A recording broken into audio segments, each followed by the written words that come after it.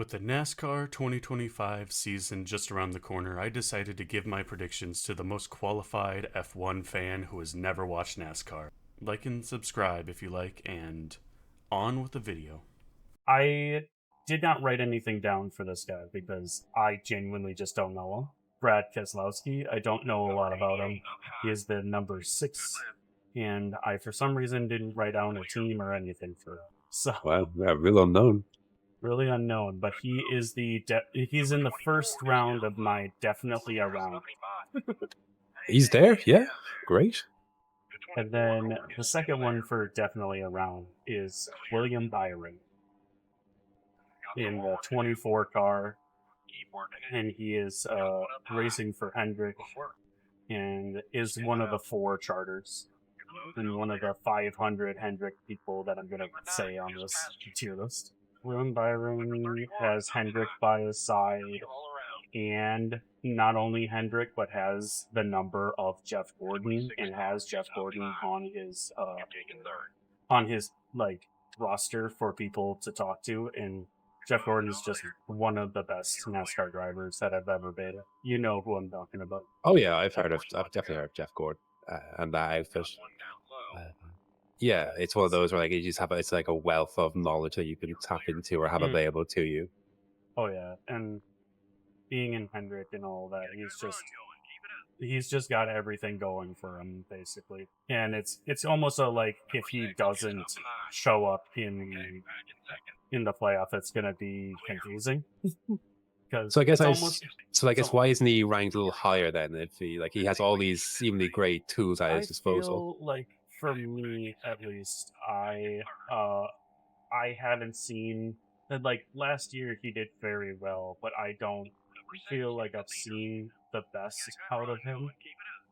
I feel like he definitely has everything behind him to do well, but he doesn't always capitalize at the right points. And I feel like he just needs a little bit more oomph behind him. And I think that's just a him thing. I don't know if it's a problem overall with the team. Because obviously it's Hendrick, he's just going to be there. He's going to be there. The next one for definitely around is the number 20, Christopher Bell. He was in the playoffs last year, I don't remember what round he got out, but I wanted him to win a lot. Like when I was listening, I don't really have like a favorite driver at this moment, so I have a lot of these like I just like to see these people win. You don't have a favorite driver? Interesting. I mean, I have a favorite driver, but we'll talk about him later. Oh dear, he's low on the list. Overall, he is in Joe Gibbs Racing, and Joe Gibbs and Hendrick is kind of just these teams are gonna be in the playoffs, especially with the 4 charters and stuff like that. They kind of have like a leg up. Coming back to the sport, I only really came back to the sport in full last year, so watching Christopher Bell do as good as he did, not knowing him, was really cool. And I just want to see more from him. I want him to do more before I put him any higher for my rankings, I guess. Then the other one that I've just heard a lot of really good things about, but I don't really know anything about him, is Ryan Preece. I also didn't write anything down for him, so I guess this is another quick one. He's just there, yeah. Is there? This is a very fitting tier there, must be said. He'll be there. And then the last one in the definitely around that I think very much could be in the he's gonna be there stage, but I think is like just underneath that cusp for me is the number 48 in Alex Bowman. He is also another Hendrick driver. What a surprise. Shock. That's at least 4? Yeah. There's either 3 or 4 in there right now. Oh, I think there's 3 because the next one's at Hendrick, so there's the 4th one. Again, another person that I think just pushing to be okay with like he's gonna be in the playoffs somewhere. I don't know how far he's gonna get. He could have gone farther, but he does some things on track that I think is a little bit either too aggressive or too weak. He kind of doesn't have like a for sure he's gonna race this way or this way. Is it a thing with some drivers that they've made? Is there an advantage to doing well in the like, other than once you're like in your 16 playoff spots? Is there an advantage to being higher in those playoff spots, or is it just 16 and that's it? Like, is there any the advantage you get by finishing higher? is, so once you get to the playoffs, a lot of the points reset, and I didn't mean to do that. A lot of the points kind of get reset, and you get put into this like Jesus. So most of them get reset. Like, what's the incentive to do well up to that point if you're already in the 16 spots? Well, the incentive for it would be like there's the win and you're in format, but it's like so like if you win a race, you're in the championship like things no matter what. And then there's like stipulations where like you have to be a part of every race to be able to be in the playoffs. And then there's other stuff like you have to still, like, if you're not winning, you have to get enough points to get to the top 16 drivers outside of the ones that have won. And sometimes that's really hard because last year there was 19, or it was either 18 or 19 individual like winners last year in the overall thing. So it matters when like someone like Kyle Larson wins 4 times. You have your spot definitely put in there, but in a 26 race season, if there are more than those 16 races or 16 winners, you want to make sure that you're in.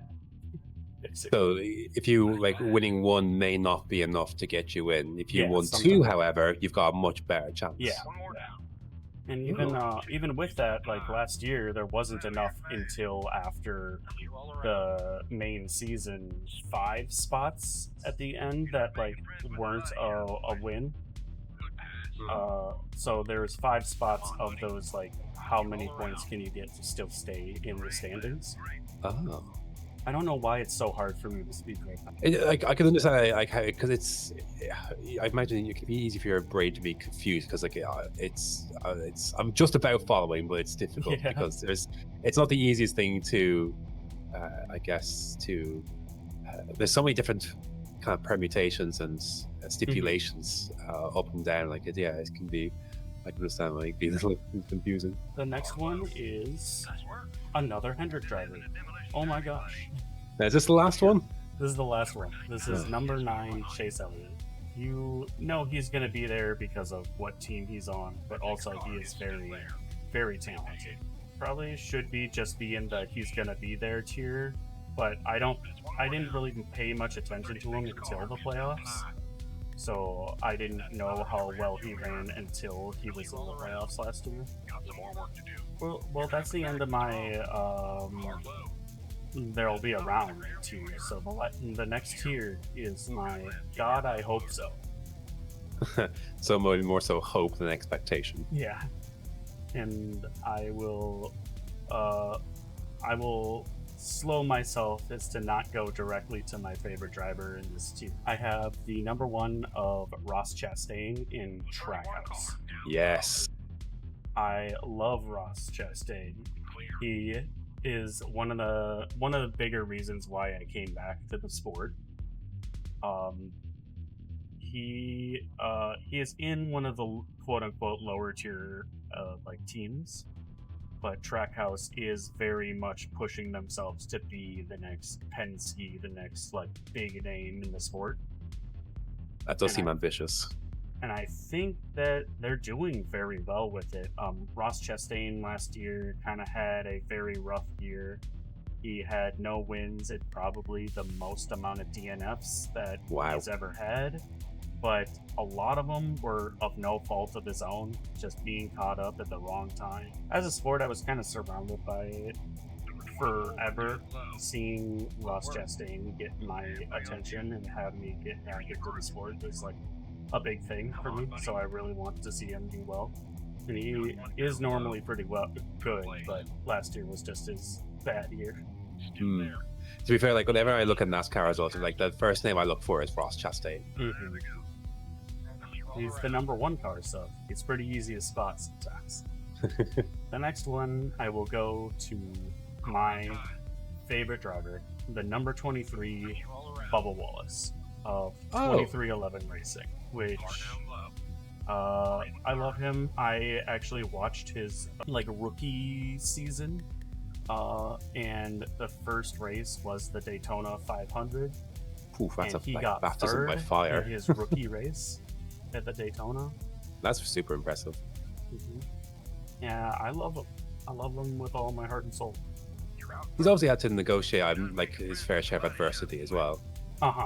Yeah, he's had a lot to deal with in this, which can't be easy, which makes his performances probably that more impressive. I think you see a lot of his you see that he has a lot of talent, and some of it is hidden away because of how people see him rather than who he is as a driver. He also is his number is in the name of his team, so if that doesn't tell you that they want him and they're supporting him as much as they can, shows that they really want him there. He also last year had his best statistical year on record last year. Even without any wins, he had his best just overall season. His speed was phenomenal. His average position was better than I think any other year on record so far for him. And I just really hope that he does well, and I want to see him win.